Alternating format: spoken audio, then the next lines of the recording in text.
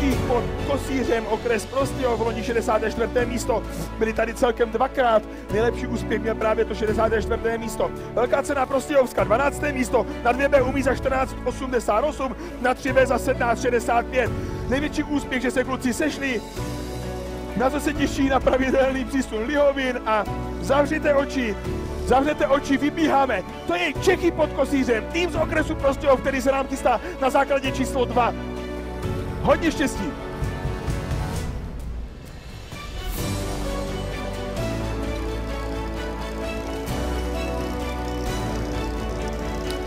Tak a Čechy pod Kosířem mají odstartováno, tak uvidíme, jak se poperou tady s dráhou v širokém dole. Už jsme si trošku dovdali, ale tam máme obrovský problém na rozdělovači a to bude těžké. A to nám rozhodně bude stát na čase, protože Čechy pod Kosířem zapisují 15,71, 15,62.